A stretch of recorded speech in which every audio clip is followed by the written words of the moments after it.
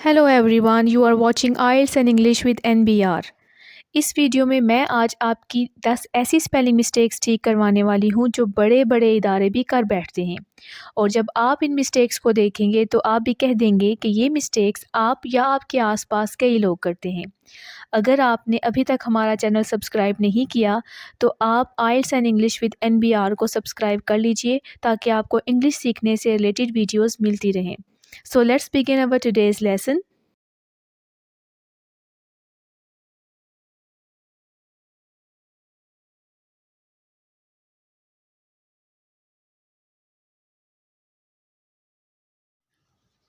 जी, मैंने फ़ेसबुक पर आपकी जॉब का ऐड देखा था। मैंने आपके स्पोकन इंग्लिश कोर्स का ऐड देखा था। तो ये वो वाला ऐड है। इसका मतलब है इश्तहारात, इश्तहार। आपने इस ऐड को ADD ऐड के साथ कन्फ्यूज़ नहीं करना क्योंकि ADD ऐड का मतलब होता है जमा करना, लगाना और ये वर्ड आप अक्सर यूज़ करते हैं।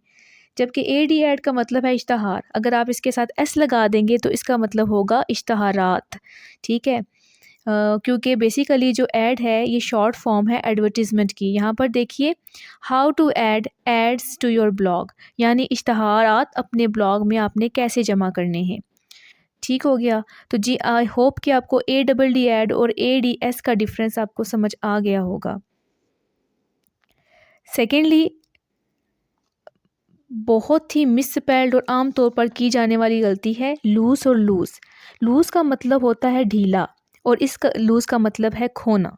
ठीक है, अब डिफरेंस देख लेते हैं।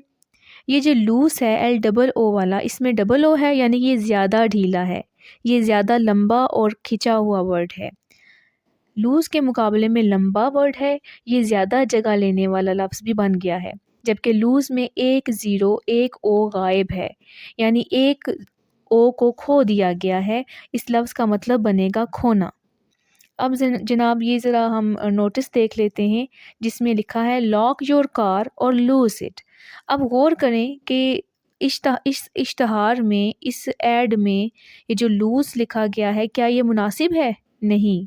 मतलब तो था खोने वाला लूज़, लेकिन गलती से इन्होंने LOOSE वाला लूज़ लिख दिया है, जो कि सरासर गलत है। यहाँ होना चाहिए था लॉक योर कार और लूज़ इट, बजाय ये कि लूज़ इट।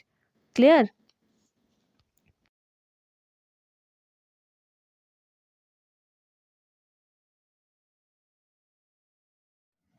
नेक्स्ट हो गया हमारा वर्ड रिसीव। इसके हवाले से एक छोटी सी ट्रिक बताऊंगी, इसके बाद आपकी रिसीव की स्पेलिंग मिस्टेक नहीं होगी।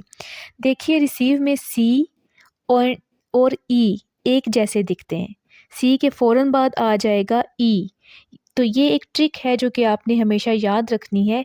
रिसीव जिसमें सी के बाद ई आ रहा है वो ठीक है। आपने सी के बाद रिसीव में कभी भी आई नहीं लगाना। और हाँ, इसी तरह का एक और वर्ड है जो कि है बिलीव। ठीक है, बिलीव के स्पेलिंग में अब बहुत सारे स्टूडेंट्स कंफ्यूज्ड हो जाते हैं।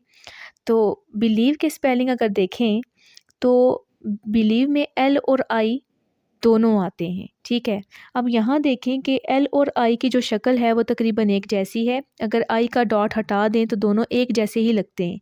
तो क्योंकि ये दोनों एक जैसे दिखती हैं और रिसीव में सी और ई एक जैसे दिखते हैं, तो रिसीव में सी और ई आएगा। ठीक है, आई नहीं आएगा, लेकिन बिलीव में एल और आई आएगा बजाय के ई आप लगा दें। ठीक है, इस तरह सीखने से आप दो वर्ड्स की मिस्टेक्स करने से हमेशा के लिए बच जाएंगे। ठीक हो गया। आगे जो हम मिस्टेक देखने वाले हैं that is related to can not.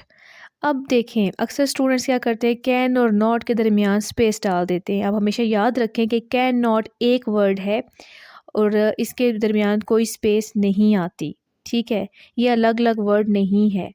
और कैन नॉट को शॉर्ट फॉर्म में कांट लिखते हैं, जिसे हम कांट या कैंट दोनों ही पढ़ सकते हैं। ठीक है, और इस तरह हमने कैंट लिख दिया, ये शॉर्ट फॉर्म है जी।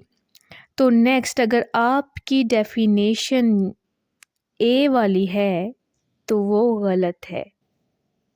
गौर से देखें, डेफिनेशन बोलते हैं लेकिन इसमें ए नहीं आता। अगर आप ये लिखते हैं तो आप गलत लिखते हैं। डेफिनेशन में आई आता है जो कि ठीक है। ठीक है, नेशन अलग वर्ड है। ठीक है, और डेफिनेशन अलग वर्ड है। अगर आप डेफ़ी के साथ नेशन लगा देंगे तो ये गलत है, सरासर गलत है। ठीक है, आपने लिखना है डेफ़िनेशन आई के साथ, इसमें ए हरगिज़ हरगिज़ नहीं आता। ठीक हो गया? तो जनाब वर्ड था टिल और हमने इसे बना दिया अनटिल। अब कर किया हमने क्या कि हमने डबल एल इसके साथ ले लिया, जो कि सरासर गलत है। अनटिल में सिंगल एल आता है, टिल में डबल एल आता है। ठीक है, ये गौर से देखिएगा, इसकी प्रैक्टिस करें ताकि आपकी ये जो मिस्टेक्स हैं, ये छोटी-छोटी मिस्टेक्स हैं, अगर आप ये करते रहेंगे तो ये आप सीख नहीं पाएँगे। नेक्स्ट है जनाब बोर्ड। बोर्ड 2 तरह के होते हैं, जैसे कि है कि आई एम बोर्ड यानी मैं बेज़ार हूँ, ठीक है? मैं तंग आ गया हूँ, मैं थक गया हूँ। और दूसरा है बोर्ड, बोर्ड वाला बोर्ड, BOARD वाला बोर्ड, जिसका मतलब है अरकान या तख्ता। जैसे कि कहते हैं ना एग्ज़ेक्टिव बोर्ड रूम, उसके बाद बोर्ड ऑफ़ डायरेक्टर्स वगैरह। आपने इन दोनों बोर्ड्स को कन्फ्यूज़ नहीं करना। यहाँ पर देखें लिखा हुआ है एग्ज़ेक्टिव बोर्ड रूम, जो कि गलत है। ये जो हमारे पास पिक्चर है, इसमें गलत लिखा गया है। छोटी-सी गलती से सिली मिस्टेक हुई है और ये देखें कि मतलब ये बदल गया है। यहाँ पे BOARD वाला बोर्ड होना चाहिए था, जबकि लिखा गया है बेज़ार वाला, तंग वाला बोर्ड। ठीक है? तो आपने इस तरह की सिली मिस्टेक्स नहीं करनी। दोनों में फ़र्क है। जिसमें ए आ रहा है वो अरकान या तख्ता है, जिसमें ई आता है वो आपका बेज़ार वाला है। एक्सेप्ट और एक्सेप्ट ये बहुत ही ज़्यादा की जाने वाली मिस्टेक है। एक्सेप्ट का मतलब होता है के अलावा, एक्सेप्ट का मतलब होता है कबूल करना। ठीक है? यानी डबल सी के साथ होगा कबूल करना और एक्स का मतलब है के अलावा। आप इसे यूँ भी याद रख सकते हैं कि एक्स का मतलब है क्रॉस। एक्स का मतलब क्या हुआ? क्रॉस, यानी निकाल दिया गया। कुछ लोगों पे कांटा लगा दिया गया, उनके अलावा कोई काम किया गया। ठीक हो गया? एक्सेप्ट में एक्स आ जाए जिसमें, उसका मतलब है कि हमने कुछ चीज़ों को निकाल दिया, इनके अलावा बाकी चीज़ें हमने की। ठीक है? अब यहाँ देखें वही एक्सेप्ट आउटसाइड प्रिस्क्रिप्शंस, तो यहाँ पे ए वाला एक्सेप्ट होना चाहिए था, डबल सी वाला, जबकि इन्होंने गलती से के अलावा वाला एक्सेप्ट डाल दिया है। एक्सेप्ट में जहाँ एक्स आए समझें कि उनमें से कुछ लोगों को, कुछ चीज़ों को निकाल दिया गया है। आगे आता है जी इट्स और इट्स। अब इन दोनों का डिफरेंस जो है ना, ये बहुत ज़्यादा मिस्टेक्स हैं। लोग बहुत ज़्यादा इस तरह की मिस्टेक्स करते हैं।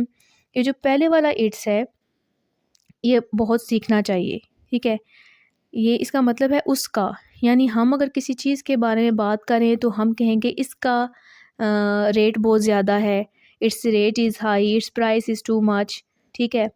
और इट्स कलर इज़ ब्राउन, और ये इकट्ठा लिखा जाता है, इसमें अपॉस्ट्रॉफ़ी हम इस्तेमाल नहीं करते। ठीक हो गया? इसका मतलब क्या है? इसका, it's rate is high, its colour is brown. ये वाला जो ये इट्स है जिसमें अपॉस्ट्रॉफी एस आ रहा है, ये बेसिकली शॉर्ट फॉर्म है इट इज़ की। ठीक है? यानी कि it is very interesting, it's very beautiful cat, it is very beautiful cat, इसका मतलब होगा ये है। ठीक है? और इट इज़ शॉर्ट फॉर्म है। शॉर्ट फॉर्म में हम इसको अपॉस्ट्रॉफी के साथ लिखते हैं इट्स। ठीक है? तो seat belts must be Warne, doors must be shut, it's the law.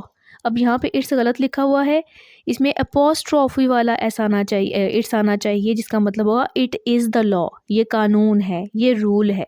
आगे आ गया है जी मैरी और मैरी। MERRY वाला होता है जिंदा दिल, और MA वाला होता है शादी करना, जैसे कि मैरिज हो गया, मैरी ए वाला शादी करना। ठीक है? अब ये जो बेड पे लिखा गया है ई, ए की जगह ई लिख दिया गया है। ठीक है? ये गलत हो गया। यहाँ पे MARRY होना चाहिए था, जबकि यहाँ पे बेड पे लिखा गया है MERR। ठीक है? तो आपने इन चीज़ों को गौर से देखना है, इनको समझना है, ताकि आप ये मिस्टेक्स अपने राइटिंग टास्क में ना करें। आई होप आपको ये जो मिस्टेक्स मैंने बताई हैं, एक्सप्लेन की हैं, ये समझ आ गई होंगी। छोटी-छोटी सी मिस्टेक्स हैं, अगर आप ये मिस्टेक्स ना करें, आपका राइटिंग टास्क, आपकी इंग्लिश बहुत अच्छी हो सकती है। आप ये सिली मिस्टेक से बच जाएँ, और आप इसी तरह बचेंगे जब आप प्रैक्टिस करेंगे। कोई भी काम आप तब तक अच्छे से नहीं कर सकते जब आप प्रैक्टिस जब तक आप प्रैक्टिस ना करें, because practice makes a man perfect. I hope आपको आज की वीडियो पसंद आई होगी। अगर आपको वीडियो पसंद आई तो लाइक, सब्सक्राइब और शेयर कर दीजिएगा। और अगर मज़ीद आपको कुछ सीखना है तो आप कमेंट्स में हमें बता सकते हैं कि आप कौन कौन सी चीज़ें सीखना चाहते हैं।